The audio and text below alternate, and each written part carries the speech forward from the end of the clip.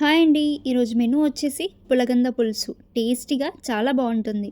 చాలా సింపుల్ ప్రాసెస్లో చేయొచ్చు. మరి లేట్ చేయకుండా ప్రాసెస్ చూసేద్దామా?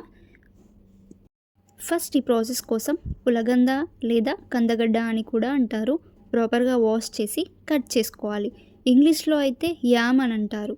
కట్ చేసేటప్పుడు గ్లౌజెస్ వేసుకోవాలి. మీ దగ్గర గ్లౌజెస్ లేకపోతే హ్యాండ్స్కి ఆయిల్ అన్నా అప్లై చేసుకోండి. హ్యాండ్స్కి దురద పెట్టే ఛాన్సెస్ ఉంటాయండి. సో జాగ్రత్తగా కట్ చేసుకోండి.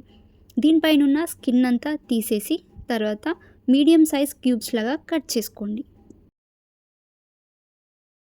ఇలా క్యూబ్స్ లాగా కట్ చేసుకున్నాక వీటిని ఒక బౌల్లోకి తీసుకొని కొన్ని వాటర్ పోసుకోండి.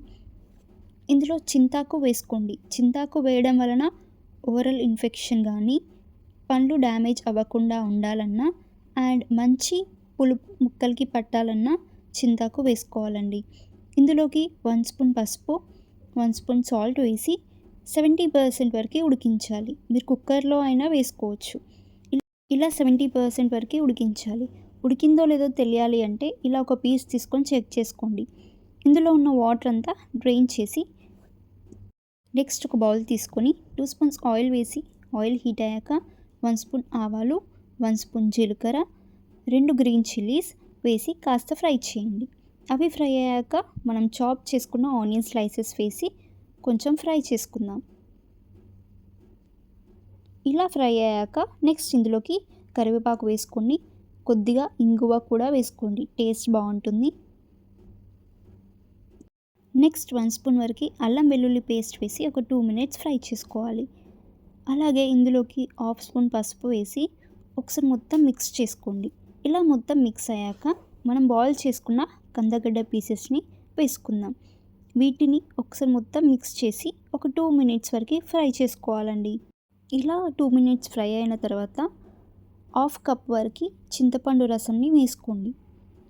చింతపండు రసం వేసి ఒకసారి మిక్స్ చేసి ఇలా థిక్ గ్రేవీ వచ్చాక ఇందులో ఉప్పు, కారం వేసుకుందాం. 1 స్పూన్ సాల్ట్ వేసుకోండి. 2 స్పూన్స్ వరకు కారం వేసి ఒకసారి మిక్స్ చేసుకోండి. మిక్స్ చేసి ఒక 2 to 3 మినిట్స్ వరకు బాగా మరిగించాలి. ఇలా బాగా మరిగాక ఇందులో కొద్దిగా కసూరి మేతి వేసుకోండి. 1 స్పూన్ వరకు రోస్ట్ చేసుకున్న కోకోనట్ పౌడర్ని వేస్తున్నాను. టేస్ట్ ఇంకా బాగుంటుంది. ఇప్పుడు 1 స్పూన్ వరకు గరం మసాలా వేసి మొత్తం మిక్స్ చేసుకోండి. ఇలా మొత్తం మిక్స్ చేసి స్టవ్ ఆఫ్ చేసుకోండి. అంతే అండి. చాలా టేస్టీగా పులగంద పులుసు రెడీ అయిపోయింది. హాట్ రైస్లో వేసుకొని తింటే చాలా చాలా బాగుంటుంది. హెల్తీ రెసిపీ అండి. చాలా సింపుల్ రెసిపీ కదా.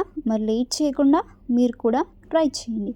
మీకు ఈ రెసిపీ నచ్చితే లైక్ చేసి సబ్స్క్రైబ్ చేయండి. Thank you for watching.